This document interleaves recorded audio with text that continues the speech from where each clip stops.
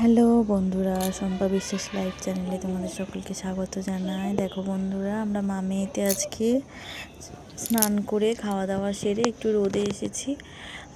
আমি মানে এই দু তিন দিন হচ্ছে আমি ছাদে উঠছি রোদে। আগে ঠান্ডা লাগলেও ছাদে উঠতাম না, পায়ের জন্য। পাটা ভাঙা তো, সেই জন্য এখন পায়ে মানে সেরে গেছে, প্লাস্টার নেই, কিন্তু ব্যথাটা এখন পুরোপুরি যায়নি। শীতকাল যেহেতু ব্যথা তো যেতে চায় না, ওই কারণে এখন এই কিছুটা একটু ভালো হয়ে গেছে, একটু ব্যথাটা কমেছে। সেই কারণে এখন একটু করে উঠি, কারণ ঘরে এত ঠান্ডা, তো ঘরের মধ্যে সবসময় থাকতে পারি না। আর এই কদিন যা ঠান্ডা পড়ছে, ওই কারণে দেখো আমার মাম্মা খেলা করতে বসেছে।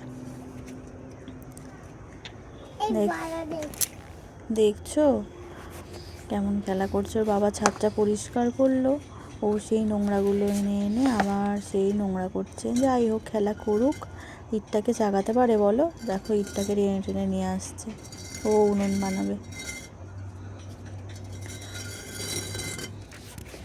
একটু খেলা করুক, বাচ্চারা তো এখন সেরকম খেলা করতে পারে না।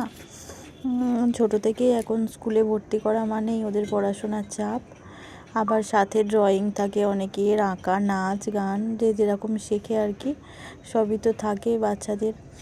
তো সেরকম তো সময় পায় না খেলাধুলা করার। আর বাকি সময় তো ওদের আবার পছন্দের ফোন, টিভি তো আছেই।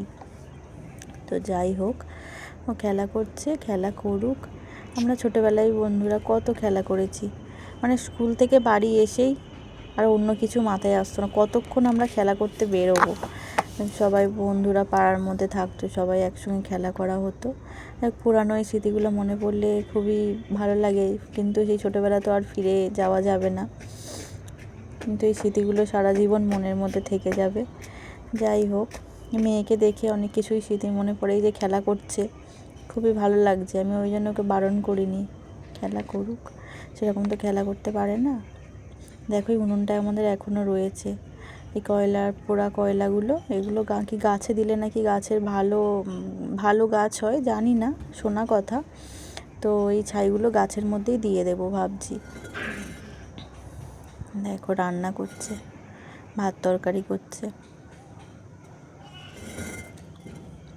বন্ধুরা, তোমরা কে কে ছোটোবেলা মিস করো কমেন্ট করো। ছোটোবেলা কে কে মিস এখনও মানে করো? আমিও খুবই মিস করি ছোটোবেলাটা সবাই মিস করার মতোই জীবন, তাই না? না কোনো চিন্তা ছিল, না কোনো কিছু হেডেক ছিল।